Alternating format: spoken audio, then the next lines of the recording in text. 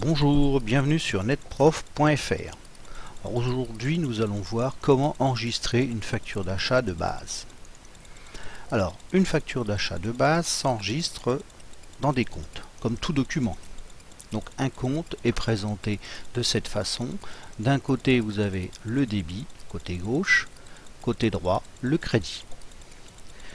Au débit, c'est-à-dire ici, on va enregistrer tout ce qui entre dans l'entreprise, soit immédiatement, soit plus tard.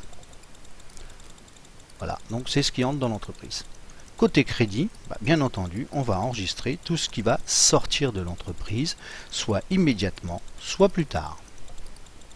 Alors, c'est un petit peu comme dans une phrase, donc quand on lit, on entre dans la phrase par la gauche, et on en sort par la droite. Et bien en comptabilité, on a le même raisonnement.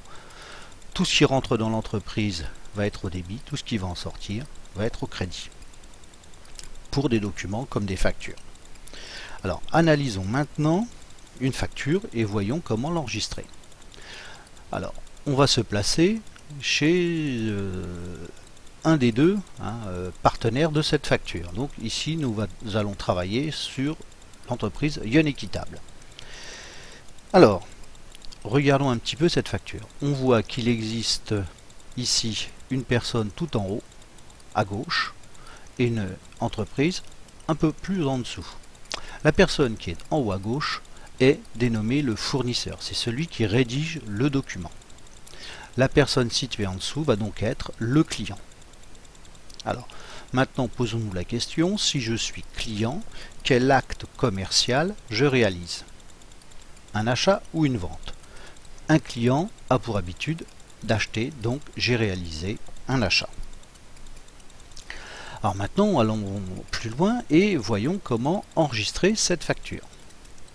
Vous voyez que cette facture dispose d'un certain nombre de produits qui ont donc été achetés par Yon Équitable. Il y a un total de la marchandise, il y a une TVA et il y a un net à payer. Première chose à voir, c'est que comme nous avons déterminé au préalable que nous avons acheté de la marchandise, on va créer le compte achat de marchandises. Et là, nous allons nous poser deux questions. Première question, dans cette facture, que vaut réellement et seulement la marchandise ? Eh bien, on s'en rend compte que la marchandise, vous voyez la question, que vaut réellement la marchandise ? La marchandise vaut réellement 384 €. Après, nous allons nous poser la question, est-ce que cette marchandise va entrer ou sortir de mon entreprise? Là aussi, comme j'achète, vous rentrez la marchandise dans l'entreprise, ce qui va nous donner que les 384 € vont se retrouver au débit. Passons maintenant à un autre élément de la facture à enregistrer, qui va être la TVA. Alors, la TVA, vous le voyez ici, elle est facile à retrouver puisqu'il faut qu'il y ait le mot TVA et le taux de TVA pour la connaître. La TVA, c'est très simple. Elle va suivre, elle va être placée du même côté que celui du compte sur lequel elle est calculée. Si vous regardez un petit peu, les 21 € ont été calculés sur les 384. Et donc, cette TVA que l'on appelle déductible va se retrouver du même côté que l'achat puisqu'elle a été calculée sur l'achat. Alors une petite astuce, TVA déductible ici, D comme débit, ça vous permet d'avoir un repère. Voyons maintenant le dernier élément à enregistrer qui est le net à payer. Alors le net à payer, là aussi nous allons nous poser deux questions. Première question, à qui j'achète?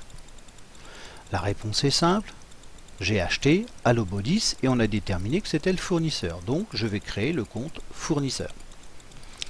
Deuxième question, est-ce que cet argent, cette somme, cette dette que je dois, va-t-elle entrer ou sortir de mon entreprise?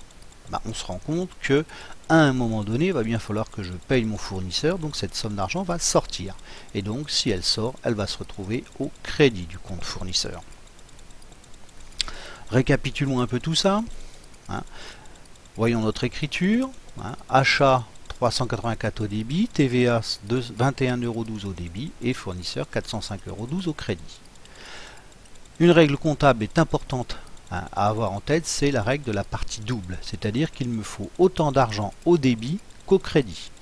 Regardez ici, j'ai 384, 21,12 au débit, donc si je les additionne, je dois retomber sur mes 405,12.